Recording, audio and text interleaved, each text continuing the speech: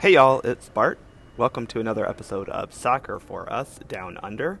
This is the second report that I have from you from the Australia New Zealand 2023 FIFA Women's World Cup. I am currently in Auckland, New Zealand, trying to catch my connecting flight to Wellington to go cheer on the US women in their match against Netherlands in Group E on what will be Thursday, July 27th. Currently July 26th here in New Zealand. But I wanted to talk to you all about the fantastic experience I had yesterday at the Colombia-South Korea match. It was honestly a really good display of not just international soccer, but women's soccer and their fans. First off, I have to say that the Colombia fans and the Korea fans were strong.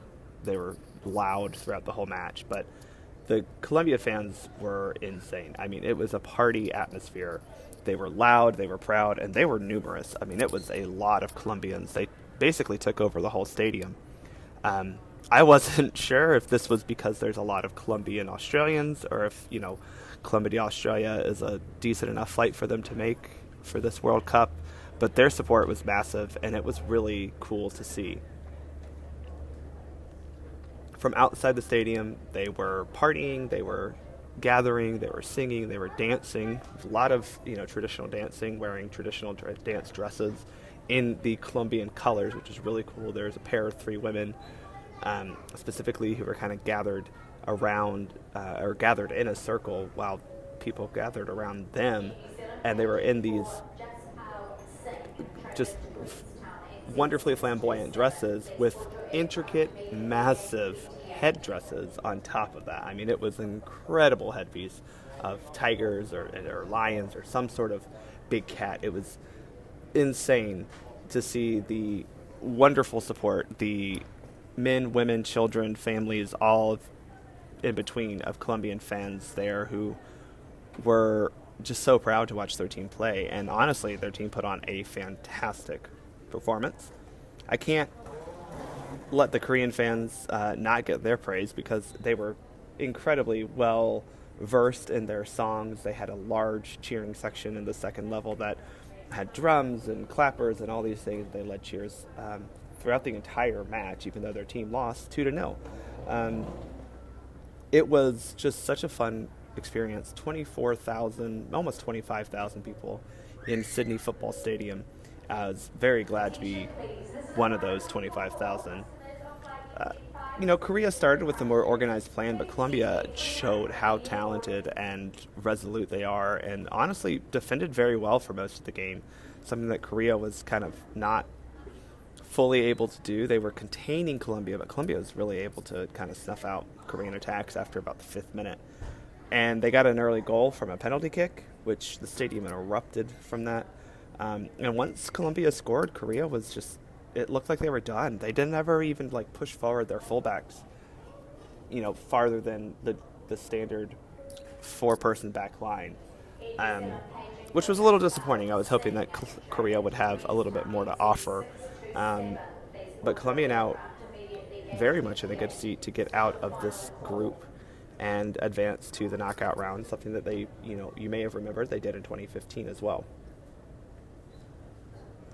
It was really cool. I think the coolest part of the match, outside of just the generic fan vibe, was seeing Linda Caicedo score after it was her first World Cup match, her debut here. She's 18 years old.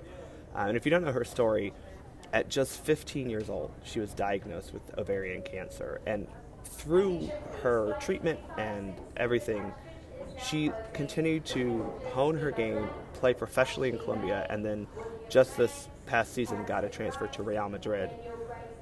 She's just a super talented young attacker. She's quick, good feet, and she scored a goal that, maybe the Korean goalkeeper should have kept out, but the quality of the hit made it so that the Korean goalkeeper wasn't able to fully execute her save the way that she probably wanted to.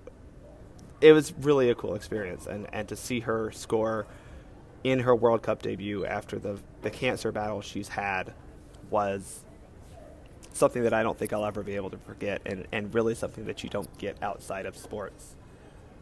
Super proud, super privileged to be in the stadium to watch Linda Caicedo score, and honestly, I think she has big things for her in her future. She is so electric on the ball. Sydney Football Stadium as well, just want to give a shout out. It was a stadium fit for a match like this. I mean, it's a capacity of about 42,000, so, it's valid that this was not a full house, but it was still packed in. It was loud. It was so fun in there. And really, it's a magnificent modern sporting venue. It doesn't have all of the same, swag that an NFL stadium would have in the U.S., but it's so well built, wide concourses, plenty of vendor options, and it's really cool. I didn't realize this, but the outside is very black and dark and kind of very, very dark on the outside. It's weird, but you can see it about a mile away. I mean, I was walking maybe half a mile, but we were walking from our hotel in Bondi Junction and walked across just straight down Oxford Street to the stadium area, and you could see it on our walk very far from where the stadium was, which was really cool. It actually was helpful to make sure we got in the right direction. But that dark exterior is really contrasted by the full white roof that then has kind of the translucent ends of the roof that covers all the seating. And the inside is very light and open and airy, and again, a lot of white, but also a lot of blue. The seats are all blue. There's a lot of aquatic designs in the seats. Very, very cool. A stadium that I really enjoyed visiting, and one that I think is a good example of, honestly, to MLS teams, the type of stadium you can build. I said it was 42,000. That might be a little bit more than what most MLS teams would want, but the stadium itself it just looked like a stadium that deserved to have big matches or meaningful and memorable matches in it, and I think MLS stadiums could take a page from that as we look at the future of what some teams are going to build. The last thing I want to talk about was the volunteer kits. Holy crap! This was my first match at this Women's World Cup, and the volunteer kits are insane. So Adidas gave 15 pieces, gives outfits all the volunteers, gives about 15 pieces of clothing for the entire tournament.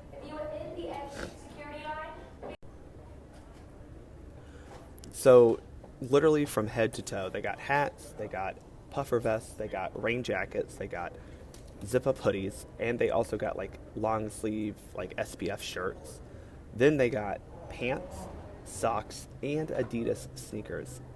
Insane. And all the colors were so it was very colorful. The SPF long sleeve shirt was basically the same colors as the tournament logo, and then you had a bright white puffer jacket with a bright orange zip-up hoodie, and the pants were green, the shoes were white.